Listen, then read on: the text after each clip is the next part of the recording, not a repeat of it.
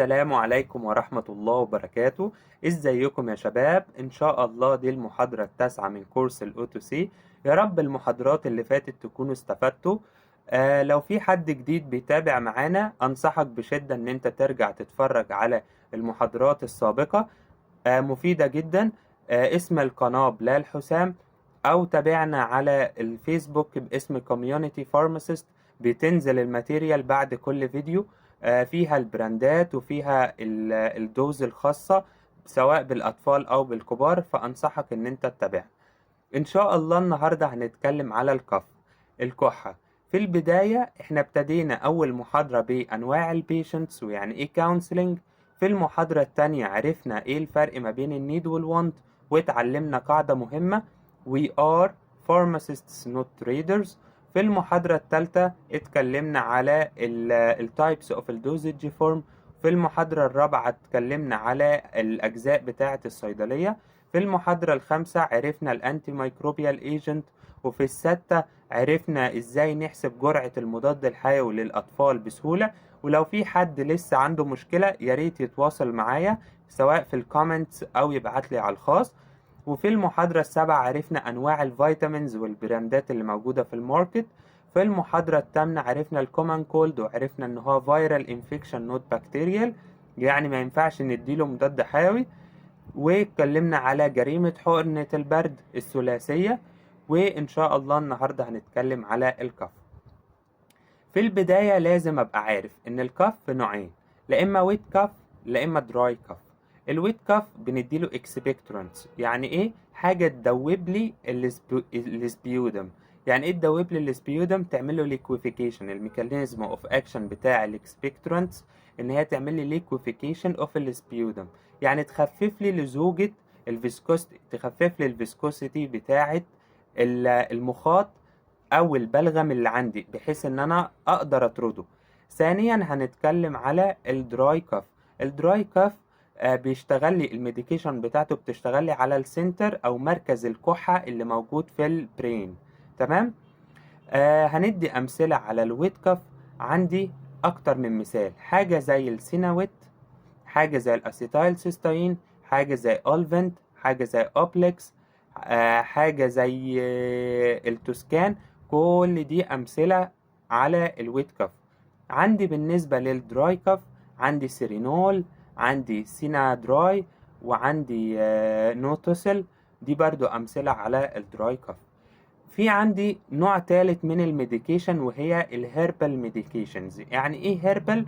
هيربال بتبقى ادوية عشبية او مستحضرات عشبية. المستحضرات العشبية دي بتشتغل ك ويت كاف ميديكيشن وكدراي كاف ميديكيشن. طب الامثلة عليها مثلا عندي مثال زي البلسم ومثال زي الجواف. البلسم دول الهيربال ميديكيشن بتبقى بتنفع للأطفال أو الرضع من سن 9 شهور لحد سن 12 سنة، مفيش مشكلة خالص، بس الجرعة احنا بنظبطها. تمام. نيجي بعد كده هنخش على حاجة مهمة جدا وهي الأولفنت. الأولفنت احنا بنطلعه بكثرة واحنا مش فاهمين. الأولفنت لو جالي مريض مثلا، مريض عنده مشاكل في القلب او عنده ضغط او عنده كده او كده، او عنده سكر كمان، لازم نسأله سؤال مهم: ناخد هيستوري. هتقول لي هاخد هيستوري على ده كحة؟ ليه؟ علشان لو عنده مشاكل في القلب او عنده ضغط او عنده كحة، الأولفنت مش هينفع. ليه؟ علشان الميكانيزم اوف اكشن بتاع الأولفنت في مادة معينة. المادة دي بتشتغل كشورت اكتنج بيتا بلوكر، بيتا 2. فهي بتعمل لي ايه؟ بتعمل لي تاكي كارديا، بتعمل لي ريفلكس تاكي كارديا. تمام. وكمان المادة دي بتزود لي السكر. انا عندي ان الاولفنت ده بيزود لي السكر. تمام. يعني المستوى بتاع السكر هو بيزوده لي، وهتلاقوا الميكانيزم مكتوب بالتفصيل في الماتيريال اللي هتنزل ان شاء الله على صفحتي على الفيسبوك. نيجي بعد كده للأسيتايل سيستاين. الأسيتايل سيستاين ده حاجة جميلة جدا جدا جدا. أولا هنتكلم على استخدامين تانيين للأسيتايل سيستاين غير إن هو بيستخدم كويت كاف ميديكيشن. الاستخدام الأول احنا عرفنا إن هو ويت كاف ميديكيشن. طب الاستخدام التاني بيستخدم كايه؟ ان انتاجونست او انتيدوت. يعني ايه انتاجونست او انتيدوت للاسيتامينوفين او الباراسيتامول؟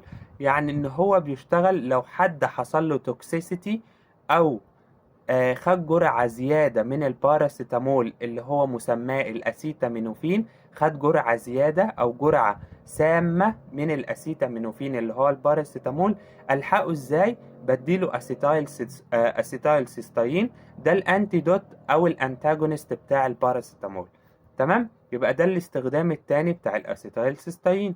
تالت استخدام ان هو بيقلل لي الفيسكوسيتي بتاعت السمن. يعني ايه؟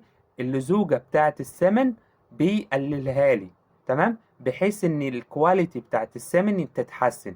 فانا لو لقيته مكتوب الاسيتايل سيستاين في روشتة ذكورة، ما تخضش او حاجة، لا، ده بيحسن لي الكواليتي بتاع السمن، بيقلل لي الفيسكوستي بتاعته. تمام.